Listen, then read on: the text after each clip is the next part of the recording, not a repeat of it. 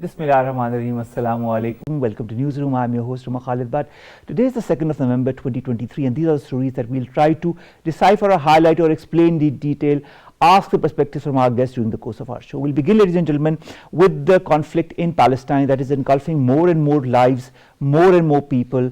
And of course, the world, as it should respond, is not responding. The conflict in Gaza has now entered its 27th day.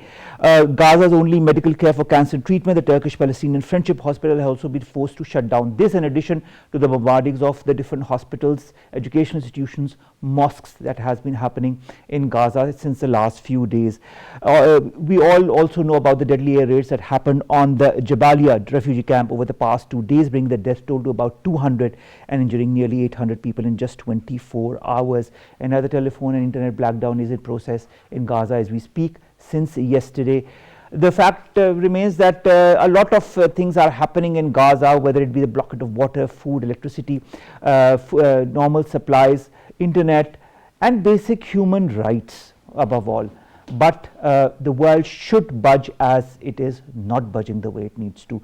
Although there are some developments as far as Jordan recalling its ambassador and others that we'll be highlighting in our first segment. Our second story, ladies and gentlemen, concerns the operation against the illegal immigrants that has now begun, now that the deadline that was the 1st of November has passed. Today is the 2nd, so of course different operations are happening as we speak, whether it be in Balochistan, whether it be in other provinces as well. The crackdown on undocumented migrants is happening, whether they be of Afghan origin or any other foreign origin. Since the start of October, as far as our ministry is concerned, at least 140,322 foreigners have voluntarily returned to their respective countries. In the people who have now left the country and have gone to, for example, Afghanistan, it includes also prisoners amongst the 7,300 Afghan nationals who have left for Afghanistan via Torkham, as the border facilities are also overwhelmed by the number of people who are now wanting to return to their respective country.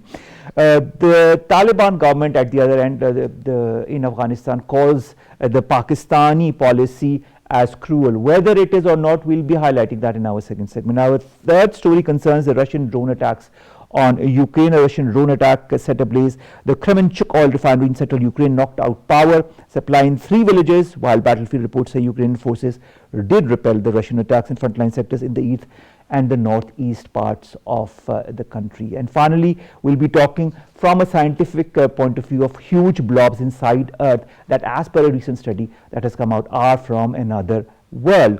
Now, around 2,900 kilometers below Earth's surface, 2 massive blobs have baffled geologists since seismic waves revealed their existence in the 1980s. Now, what they say is that this happened when there was a collision between the Earth and another planet, what they call Theia, which is a proto-planet, and these are buried relics of that collision that happened during the formative part of the Earth.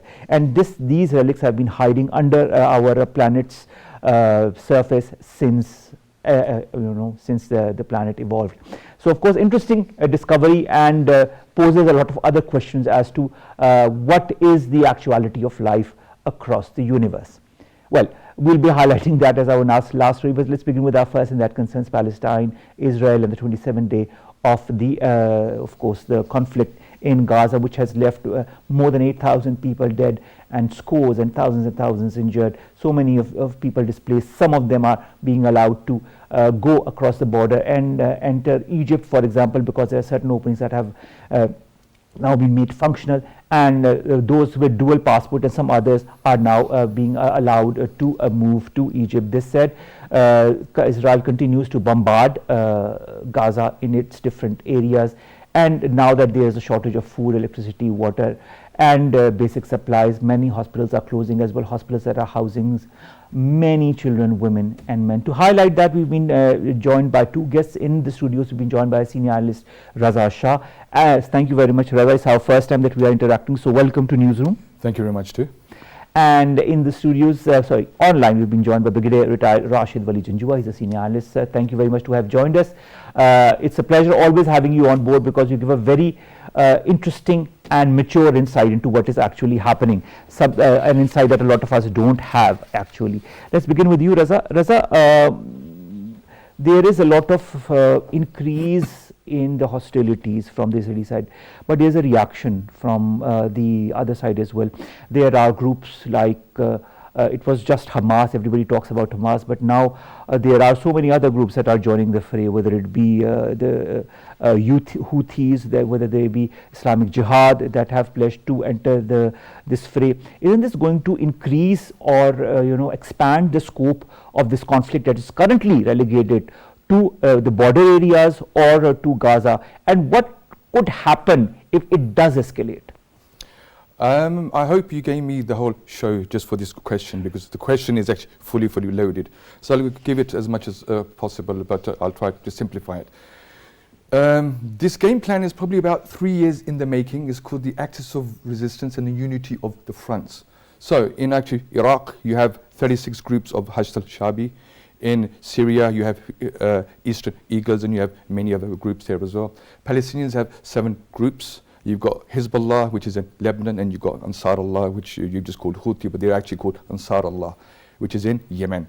So when the game plan was already strategized, it was already that when the next war happens against Israel, all of the united resistance will come together on a unified front and fight. So there's no surprise to people who are already well versed within the actual Middle East and the contours of the Middle East and the fracture lines of the Middle East. So this was quite expected that the resistance front will come together unified.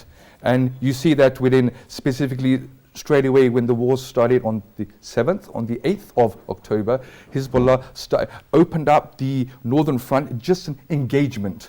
Not a full-out war, an engagement. And since then and up until today, they've targeted 105 installations, which include cameras, surveillance, communication systems, and some other vehicles, which are the actual outposts. So the point of the actual northern front is to blind spot the Israelis. So if there's an incursion later on, it's easier for them to come into. What this also does is splits the actual resources of the IDF, because they have a plan to go into Gaza. And it's been 28, 27 days. They still not have actually gone in. They've just done a small incursion. But they have entered the West Bank. They have, but they're not gone into a ground fully in. It's just a slight incursion. Reason why they want to go in and do some data analysis and come back. At the moment, it's not officially a ground invasion. All right. Brigadier Rashid, Wali, Janjua, you've been hearing what we've been discussing with Reza. What implications are, in your point of view, is all of this increase or addition of different other militant groups is going to have on the regional situation?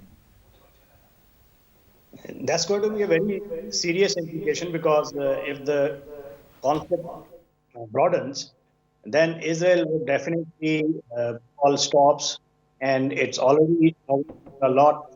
Then the United States will be probably pulled in, because already 2 carrier-based task forces are there, and United States has also shot down the rockets that were fired from Yemen. So this is an indication of the way the conflict can go.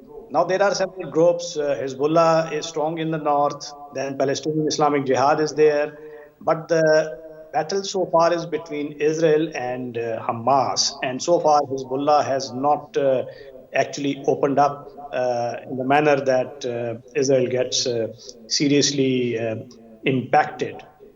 Probably the reason is that they are waiting and they are seeing, but the situation is rife with the possibilities of any explosive moment which can take the conflict towards a broadening. And when we talk of the broadening, we should understand what conflict actors would get involved.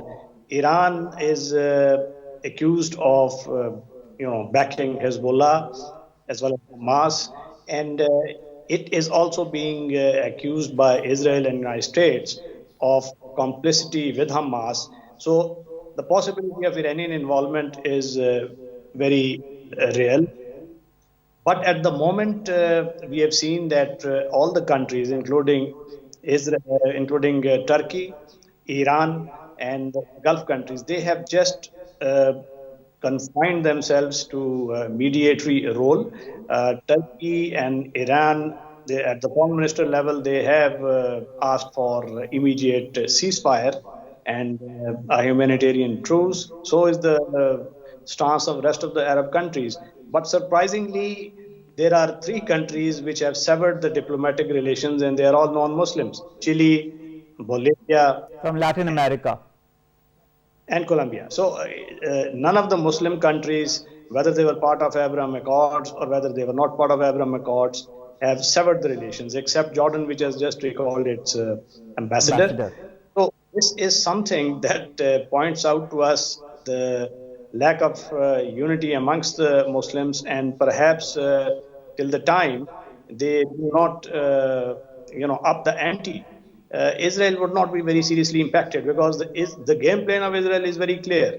They want to carry out a ground invasion now, and they want to depopulate Gaza and annex it, and also ensure that, like all the earlier conflicts in 1948, 1967, 1973, whatever was gained on the battlefield was not returned. And after every conflict, Palestinians lost territory. And if Gaza is also lost, which is the overall game plan of the Likud government, that would be a even biggest tragedy for the Palestinians after 1967.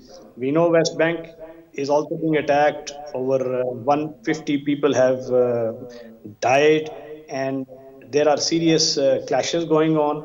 And if this West Bank, where only 11% is being held by the Palestinians, and 28% is in joint control, and 60% is with Israel, if this is also yielded, then probably there will be nothing left for the Palestinians on the West Bank as well. So this conflict expansion would redound to the advantage of Israel.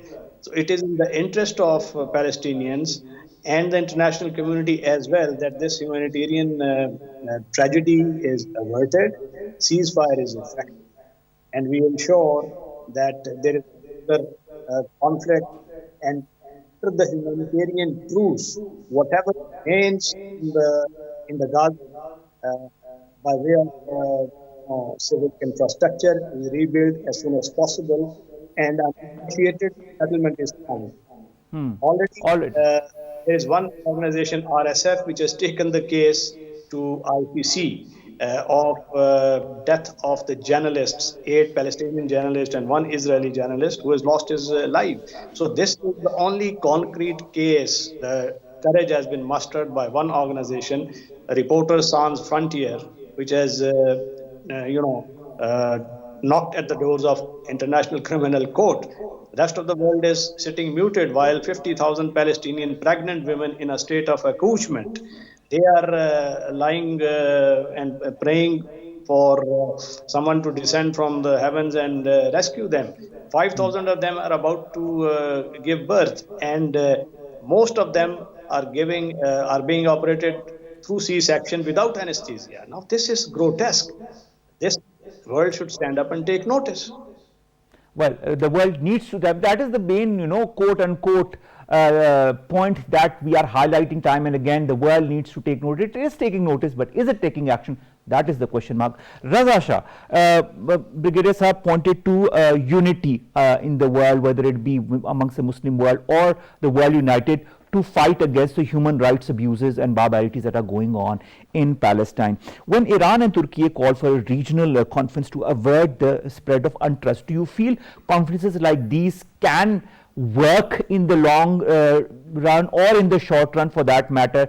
Do you feel we need to have an urgent meeting of the OIC again to discuss a plan of action and not just statements? What's your take on that? I would just like to respond first to Brigadier Rashid Wali Janjua. Janjua, yeah.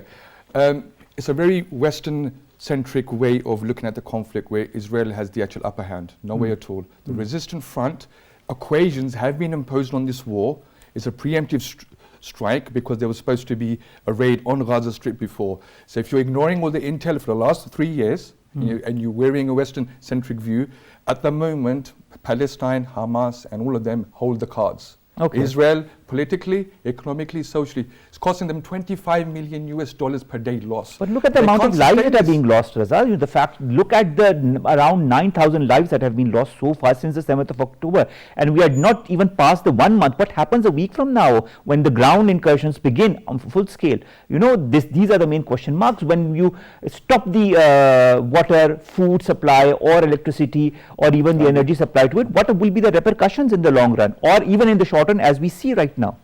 I think if you ask this question to the Palestinians, you'll get more of an honest answer. Me and you are just mere observers here, okay? If you ask the Palestinians, they've been ready for this for a long time because they've been subjugated, occupation upon them. Every day there's a killing, there's some sort of a child's been abused on the street. Specifically in Al-Aqsa, within Jerusalem, Al-Quds, there's been an attempt to take over the Al-Aqsa Masjid.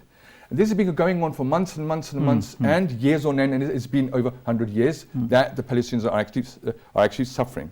So therefore the Palestinians have decided, because this is not actually Hamas, this is the Palestinians. I think this is another Western-centric approach. This is Israel against Hamas. No, it's not. It's Israel against the axis of resistance. I think we need to change the paradigm here as well, basically, okay? All right. So, in relation to your questions to humanitarian, I think they have more of the Muslim fever of shahada, of martyrdom. If you ask them, they're ready to give their lives. So that's why when the blood has been sacrificed, at least the future generations can live with honor, dignity and peace, which they did not have before. So I think that if you ask a Palestinian, they're ready to sacrifice. All right, but sacrifice to, this is the ultimate gain or the goal as far as Israel is concerned, Reza, to eliminate or to ask all the Palestinians from Gaza to have a mass exodus either to Egypt or to another border country or to another part, so that that area can be rebuilt and reoccupied by the Israelis. This is the ultimate game. This has been so long, since quite some time.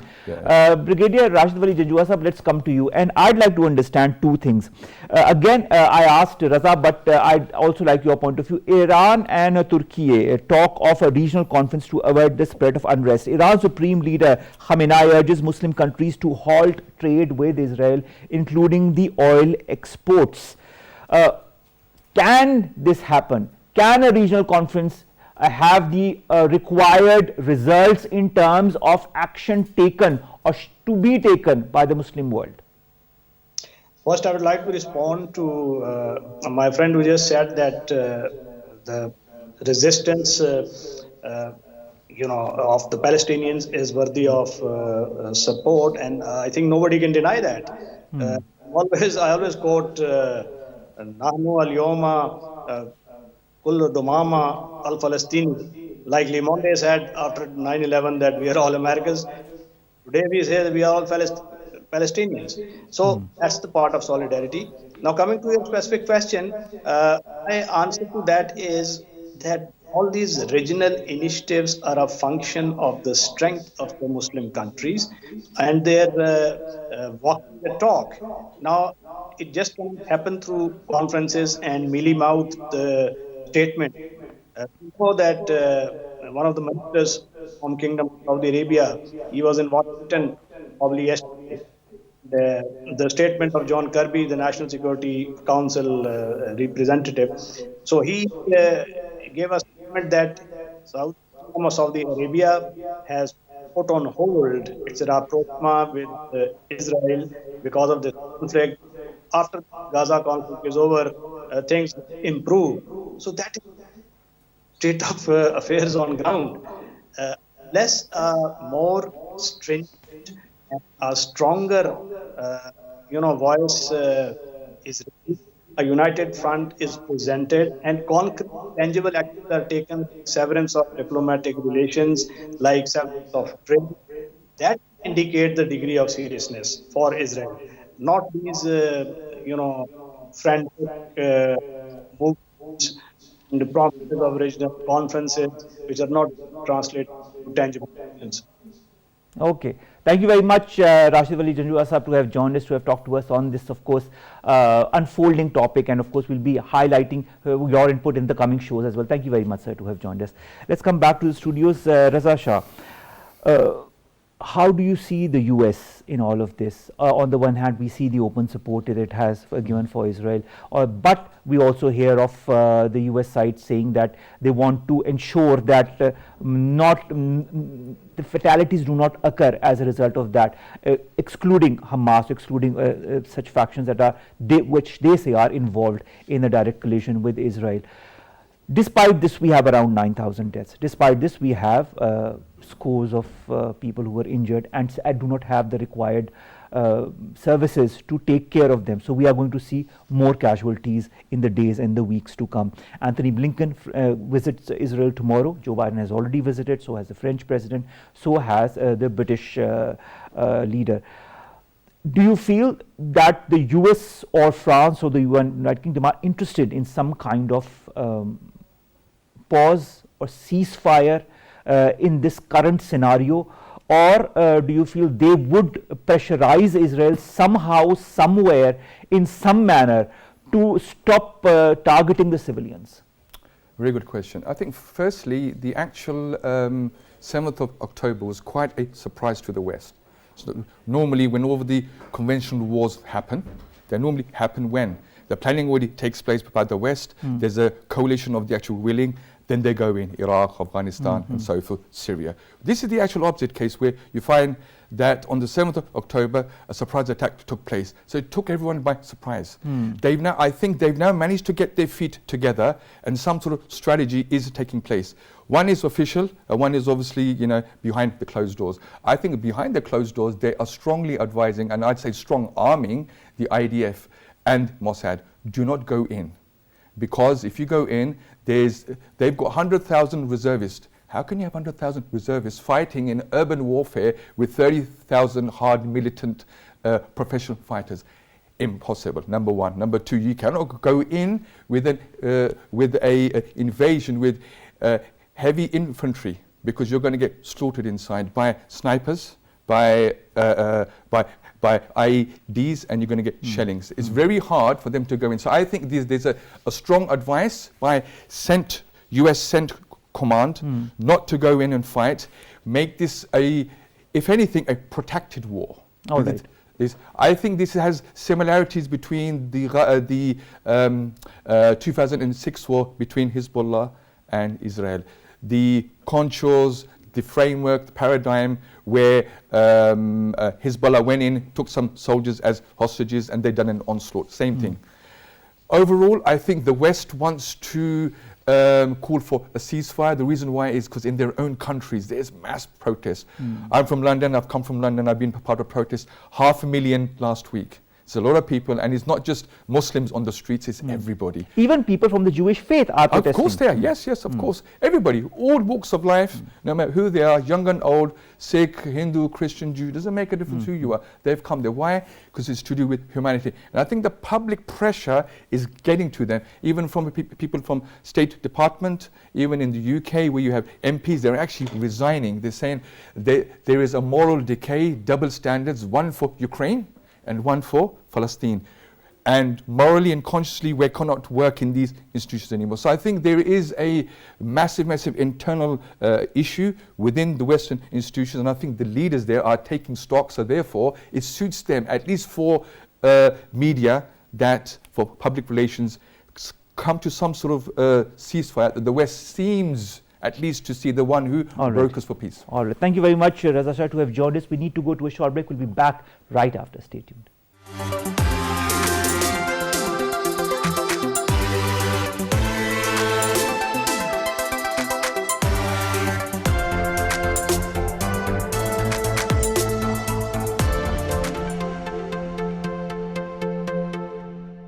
Welcome back, and our second story, ladies and gentlemen, today concerns of course, the whole exodus of the illegally present foreigners inside of Pakistan. November 1st was a deadline that had been given by the government that has passed, and now, as per the Ministry of Interior and its sources, the operation will start to look out for all those illegally present foreigners in Pakistan and prepare for their exodus from our country to their respective countries, whether they be in the region or whether they be beyond the subcontinent.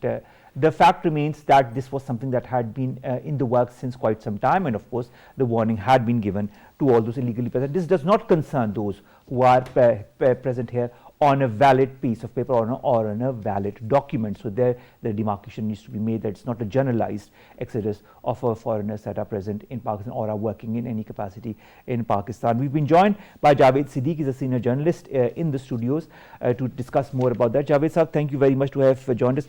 Javed Saab, now that we are seeing the influx, let's put it there, to their respective countries of the illegally present foreigners, there has been a certain amount that has gone. Pakistan has even released prisoners, for example, in the case of Afghanistan, so that they can return to their so that they can return to their respective countries. But now that the deadline of the 1st of November has passed, how do you see the different maneuvering or machinations of the government, of its agencies, in order to ensure that those who are illegally present in Pakistan return to their countries? Well, I think a deadline was given to them that they should leave the country if they do not have the valid documents to stay in Pakistan. And those who could understand the implications of violating these instructions of the government, they left earlier. Hundreds of thousands of them have already left because they knew that a crackdown will be coming.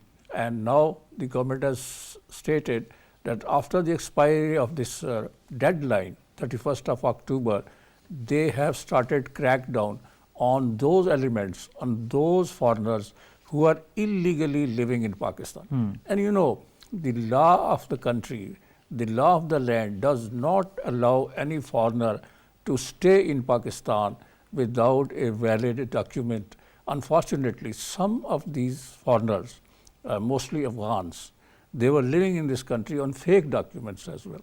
They had been able to get ID cards, they were able to get passports through unscrupulous people and their connivance. But unfortunately, these people have been identified now. But this is what Sarfaraz Bukti Sahab also very recently said while talking to a private television channel. He said that the government is going to launch a crackdown against the holders of fake computerized national identity cards. So this is very important because many of these people, foreigners, they were involved in very heinous crimes inside Pakistan. Some of them were facilitating terrorism and they were directly involved in terrorist activities in Pakistan. So how could a state or a government or administration or security agencies tolerate this kind of attitude of foreigners living in Pakistan and acting against Pakistan's law, breaching the security of Pakistan? And I think this is a very valid decision. This is a decision which has been appreciated and endorsed by the people of Pakistan. So I think if somebody is found now on our soil without valid documents, he will be picked up, he will be arrested and put in jail and could be forcibly repatriated to the respective country. Now, speaking of repatriation, Javed Sahab, there are also certain centers that are present all over the country where those people who are in the midst of being repatriated to respective countries are currently present. There was a lot of rumors, especially on social media, on how the people are being treated, and that has also been put to rest by Mr. Bukti and by others as well, who said the required facilities are being provided and all the holding centers, and yes, and all the medical facilities, yes, and the respect is also being given to everybody. It's not that they are being kept like prisoners or they are being kept in a very harsh state of affairs. The fact remains that Pakistan is treating them as they treat any other citizen. Yes. And these rumors need to be put to rest. But why these rumors, Javed? So my question to you is, why are these rumors emanating at this time?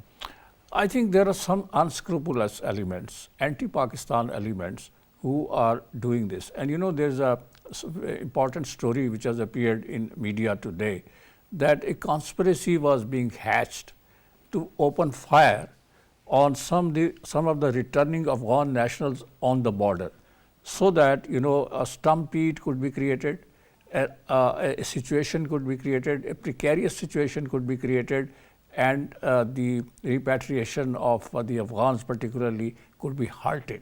But that conspiracy has been unearthed by the authorities, and that was not, that didn't happen. I think some elements in Pakistan who were facilitating these people and who were in connivance with them to indulge in various crimes, their benefits, they think that they are now being bereft of these benefits, and they are trying to camouflage these people, sabotage this process of the government of Pakistan to expel all those people who are living unlawfully, illegally on our side. So the conspiracy was to basically protect these people. They have been able to establish their trade links in Pakistan. They were doing businesses in Pakistan. They had a lot of interest in Pakistan, commercial interest. So they were not willing to leave this country, even if they were not qualified to live here. They didn't have the legal documents, residence or passport or ID card or any other valid document, but still they were doing business and indulging in so many other unlawful activities. But they were unwilling to leave this country. Afghanistan, particularly our neighboring country, but unfortunately the situation is very uncertain in that. Well, speaking of Afghanistan, do you feel this exodus, it is not just for the Afghan nationals, but for many other nationals, all other nationals, in fact, that are not Pakistani. But is it going to affect the relationship between Pakistan and Afghanistan, the repatriation of the illegally present Afghans? I'd like to quote what the Defense Minister Mullah Yaqoob, who has been quoted by the AFP, as saying as far as Pakistan's policy is concerned. He says, and I quote unquote, it's cruel and barbaric. Why does he say that when this policy is neither cruel nor barbaric in nature? No, I think this is unjustified, because if somebody is living in another country without permission, without a legal permission, without any valid document, how could he be allowed to stay there? If a Pakistani goes to any Western country or any other country, he will be rounded up and will be put behind the bars if he doesn't have passport or he doesn't have a valid visa. So why should the Afghan authorities be protesting against it? I have seen one statement of a responsible Afghan official that it is the right of the government of Pakistan to repatriate all those people who were not legally living in Pakistan, who had no justification to live there. But this statement is totally unjustified, and I think the government of Pakistan has taken this action belatedly. It should have been taken much earlier, before the unpleasant things that happened and unfolded in Pakistan. Some of the countries like US and UK have also approached us, and they are saying that they should be given some time so that they could relocate those Afghans who they had promised to repatriate to those countries. The United States is about to take about 25,000 Afghans who were associated with the American Army during this operation and the military operation in Afghanistan. So they will repatriate them and relocate them in America. Similarly, thousands of such Afghans who were serving the British Army in Afghanistan, associated with them, translators, interpreters, etc., they are going to be relocated again. And they've asked the government of Pakistan to give them some time to basically repatriate them. And I think some flights have already taken these people who were to be relocated in UK. So these countries are also raising the voice. But I think the voice of the protest voice of Afghan officials is not justified. So I think the government of Pakistan... Because Pakistan has been the least, if I can say, dignified in the manner that it has treated this whole scenario, and the way it has treated the Afghan nationals who have been present here since decades, the documented and the undocumented. I think we must not forget, the world must not forget, that Pakistan has been the host to these Afghan brothers and refugees for almost 5 decades. Since 1979, these Afghans started coming into Afghanistan. 4 million Afghans entered into Pakistan in 1980s, and they were treated as our guests.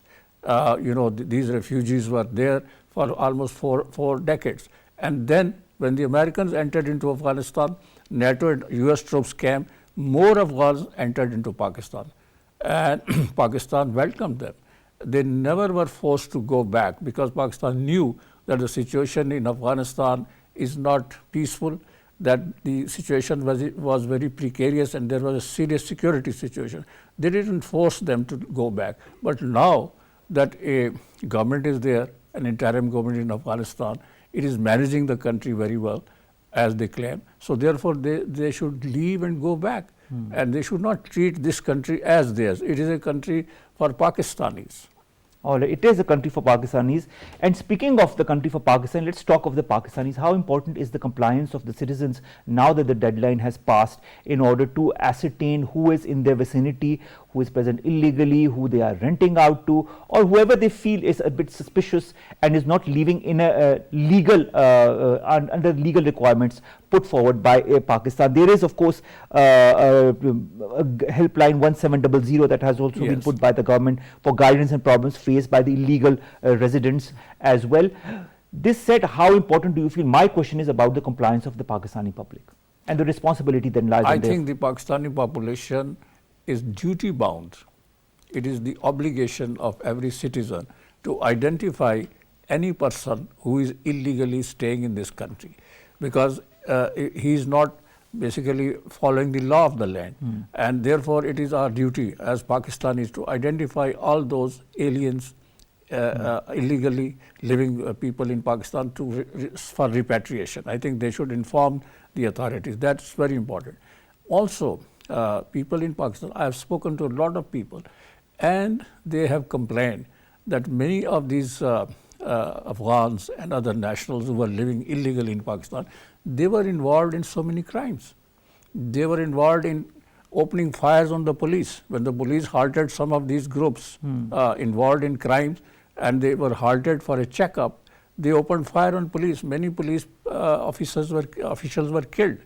And anybody who tried to stop them from distributing or dishing out drugs in the educational institution, they were also resisted. So I think the people of Pakistan must identify such elements who are living in their vicinity to inform the authorities concerned so that they can arrest them and forcibly repatriate them to their respective country. I think we should not be very lenient on that. All right, now let's look at some of the procedures that have been put forward by the government, by the institutions, special control rooms in Peshawar and Quetta, in which representatives of the police, the customs, NADA and FIA are going to collect the data of illegal settlers. Then we've got temporary accommodation facilities that have been provided in areas in Khyber and Chaman districts, including registration procedures, medical aid, accommodation, food supply, temporary accommodation in camps, and of course data of more than 52,000 illegal foreigners has been collected just from Khyber Pakhtunkhwa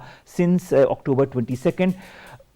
Do you feel all of these procedures that or these methodologies that are being implemented by the government are in line with the basic rights of any country and under our constitution? Yes, I think the authorities concerned, the NADRA, the Immigration Department, the FIA and other agencies, they are doing their duty by repatriating these elements who were living in Pakistan illegally without any valid documents.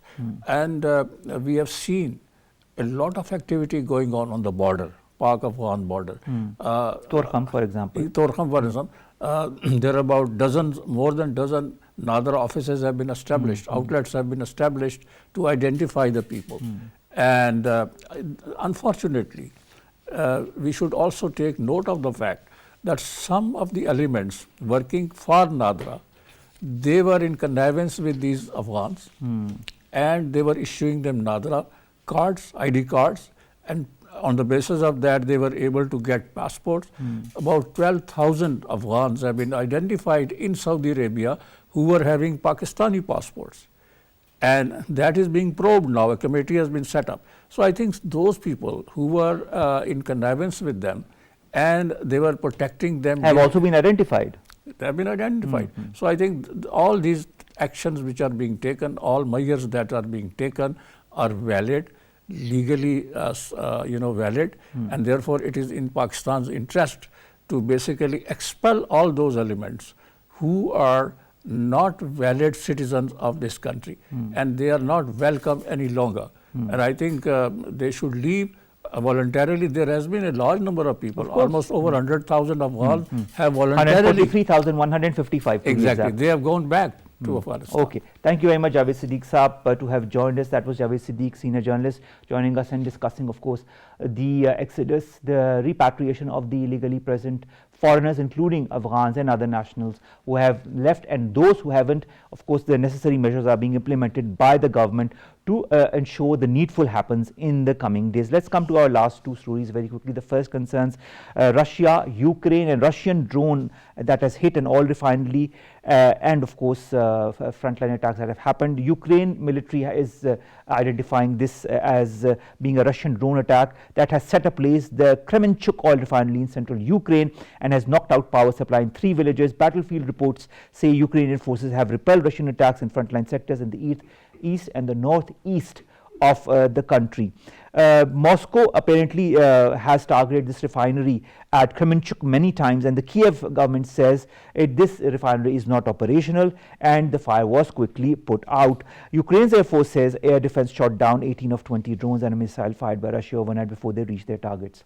The fact remains that, of course, this is a conflict that is going on. This is a conflict that also needs to come to an end. Both parties needs to sit down and come to some kind of a solution. Final story concerns the scientific discovery of huge blobs inside the earth that a study says are from another planet. Scientists have proposed a novel idea on Wednesday that have solved 2 mysteries, or could solve 2 mysteries at once. One that passes over our heads, and that is off the moon, and the second that sits far below our feet. Now, around 2,900 kilometers below the Earth's surface, there are 2 massive blobs that have baffled geologists as to what their origin was. How could they return here? How could they be here since time immemorial? And now scientists have also determined that these blobs are much hotter and more dense than the surrounding rock, but much else around them remains a mystery. New research indicates that these blobs are buried relics of planet Theia that had entered into Earth during their formative collision and have been hiding near our planet's heart ever since. Interesting discovery. Maybe we'll find more discoveries in the next months or years about life on other planets. This is what interests, I think, a lot of people. But of course, for the moment, these blobs seem to carry a lot of weight as far as the planet's past is concerned. With that, ladies and gentlemen, we come to an end of today's newsroom. We'll see you inshallah tomorrow with new story segments that pertain to us, you and Pakistan. Stay safe. Allah Hafiz.